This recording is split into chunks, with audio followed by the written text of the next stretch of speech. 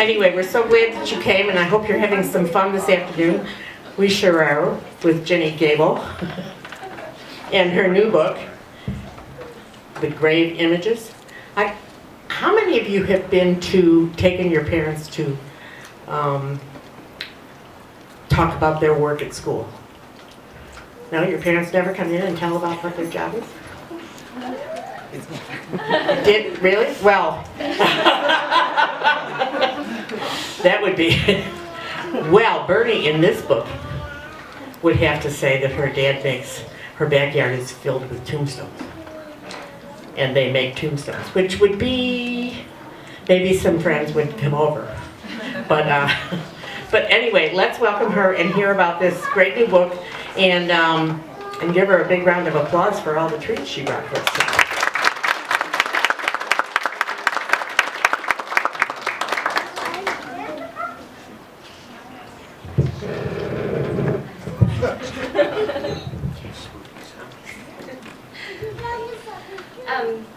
First of all, I am just so grateful that all of you came here to celebrate with me today.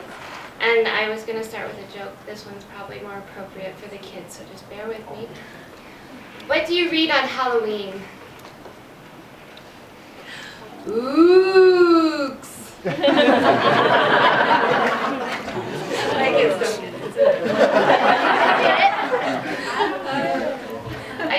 I do want to thank everybody who's made today possible.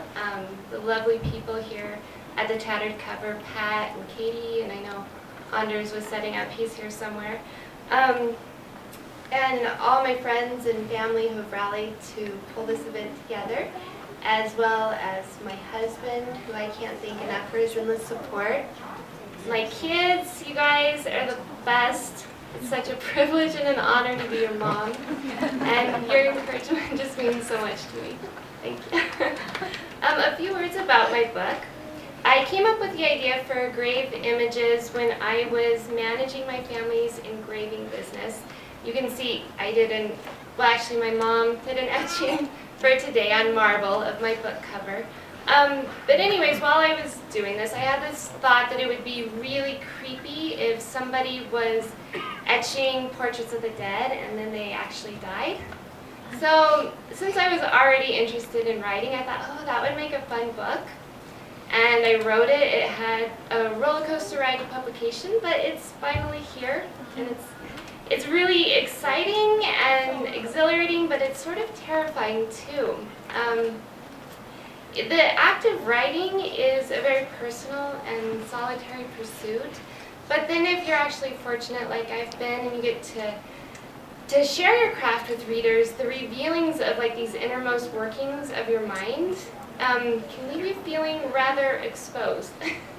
And I think that one way I've gotten past that is to realize that it's not really about me anymore. I've been dwelling on a quote from John Green lately, and for those of you who don't know, John Green is an author for young adults, or a young adult author, and he's kind of this internet blogging sensation too.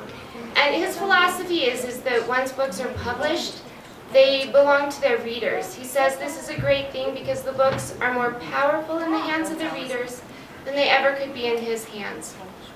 And this is pretty awesome because when you're reading a book, you take all the beliefs you hold and the experiences you've had, and you pour them into your understanding of the text. And there's educators in the room, you probably know what I'm talking about, so self-to-text connections and world-to-text connections. And so really it becomes this collaboration between author and reader. And the collaboration is far more amazing than anything that I could ever accomplish on my own just by putting words on a page.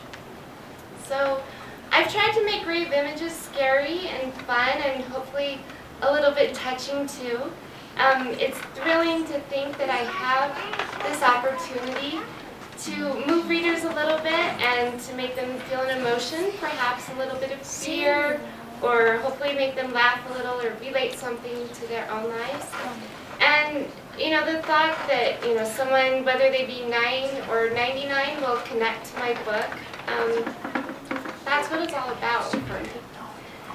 So I understand that it's sort of customary to read from your book at one of these events. So the part I've chosen to read to you today is one where my main character, Bernie, she's visiting the man who's been hired by her family to etch portraits for their monuments. And in this chapter, she's bringing him a photograph of her recently deceased neighbor. Chapter 4. It was supper time when I got back. The shadows were long on the ground and distorted from the falling sun. Somehow the day had turned into as big a muddle as our rain-soaked backyard. With Mrs. Finley's photo in my back pocket, I set a dinner tray down in front of the carriage house. I expected Mr. Stein to ignore my knocking at first, and I wasn't wrong. But I also knew the storm was over, and I could stand there banging away all night if necessary. Finally, the door did swing open, and it happened so quickly it caught me off guard. I didn't have a chance to say anything before Mr. Stein was bending over in front of me and grabbing his tray off the paver. I couldn't hurdle him, never was much of a high jumper, or I might have tried. Instead, when he stood up, I put my hand on the door, thinking I could prevent him from shutting it in my face. He saw my hand, he saw me, but he started pushing the door closed with his foot nonetheless. "Now wait a minute," I said. "I have a photo for you." Mr. Stein's cement-colored eyes weren't darty today. They glanced down at his dinner and then pointed straight at me. "Put it on the tray," he said. His face wasn't angry or even teasing. If anything, he just looked bored. "Can I at least see the portrait?" Now that I'd finally gotten his attention, I had to give it another shot. Mr. Stein's eyes widened. Somehow the question seemed to surprise him more than I thought it should. "What portrait, Bernie?" he said slowly, concentrating on my face. "The woman's, of course, the one you showed Dad and me the day you came here." Mr. Stein's eyes shrank back to their regular old squinty size. He seemed, I don't know, disappointed or something. "No," he said. Then a gleam entered his expression as he bared his teeth and somehow half smiled, half sneered at me. He turned and walked with the tray in his hands, leaving the door wide open behind him. He'd done it on purpose, not letting me in when I'd wanted, and now daring me to follow, which I did, of course. I stepped inside the carriage house, my heart quickening, thanks either to the nearness of the portrait or Mr. Stein's odd behavior. Mr. Stein set the tray on the work table and then turned back to face me. The shadows, heavier with each passing moment, seemed to claw at me from the corners of the room. With one hand, Mr. Stein opened his overcoat, and my eyes again caught sight of the iron tools peeking out of his inside pocket. "These are much more interesting than her portrait, don't you think?" Mr. Stein said. "Without them, the granite would still just be a piece of rock." My voice caught in my throat as he pointed to the hammer and chisel, like a peddler hawking his goods. The tools were discolored in a way I hadn't noticed before, with dappled patterns of blue and black and purple. Again, I knew there was no reason for them to frighten me so, but I was petrified, frozen in place. "Did you know that during the Middle Ages, iron tools were cooked and roasted in bone dust to harden their edges? What went into the darkness of the smithy was a mystery, and more than one blacksmith was burned alive as a witch or wizard." A smile lifted and twisted on Mr. Stein's face. "These tools are special, Bernie. They're well preserved for their age, don't you think?" His lower jaw jutted back and forth, his teeth grinded. What I thought had been a nervous tic before, he now used to emphasize his point. He stopped only to say, "Ground bones, Bernie, that's what they used." And then he made more of that god-awful grating noise. Finally, I thought I understood what was happening. He remembered how the tools had frightened me the first time I'd spied them, and now he was using them to toy with me. He was trying to scare me off so I'd leave him alone about the woman's portrait. No way. But I did feel slightly flattered. I thought this meant he saw me as competition and was worried I'd put him out of a job if I learned to etch properly. "Here's the photo," I said, fixing my voice to sound disinterested and not in the slightest bit afraid. I held the picture out to Mr. Stein, with Mrs. Finley's face smiling back at me.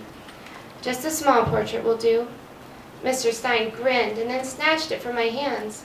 "Thank you, Bernie, for delivering this fine meal in Mrs. Finley's photograph." It wasn't until I was back outside with the setting sun that I realized I had held the picture turned away from him the entire time. Now I was scared. Something wasn't right about all this. Instead of going to the kitchen to pick up Mama's tray, I headed to the garage. It took an entire minute of me waving my arms and shouting like a madwoman before Dad finally noticed and took the earplugs out of his ears. "Did you tell Mr. Stein about the job that came in?" I screamed over the sandblasting machine. "What?" Dad screamed back. "Mrs. Finley, did you tell Mr. Stein about her portrait yet?" Dad shook his head no, and right away shoved the earplugs back in. How could that be? If Dad hadn't said anything, how had Mr. Stein known the photo was of Mrs. Finley before he'd even had a chance to look at it? How had he known about Mrs. Finley at all? I remembered the weird feeling I had the moment Mr. Stein walked through the door of Alpine Monuments. The feeling that there was something off about him. I'd been ignoring it since. Wanting to see the portrait and learn about hand etchings had somehow pushed it aside, but it was back, and powerfully so. "Dad," I said, "there's something not right about Mr. Stein." But since he had the entire world shut out, and me with it, I might as well have been talking to myself.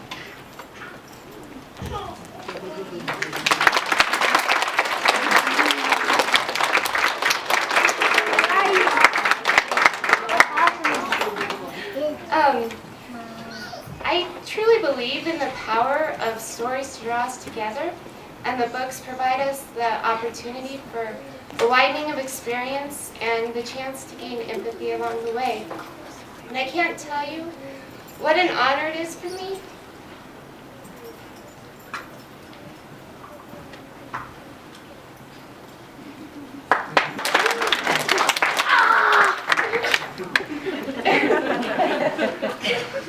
to be adding grave images to the rich collection of stories that are surrounding us now.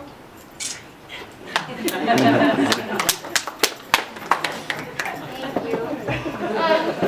I'm an emotional person. And as John Green said, they have more power in your hands than they do in mine. So again, from the bottom of my heart, thank you for celebrating with me today as I launch my book off into the world.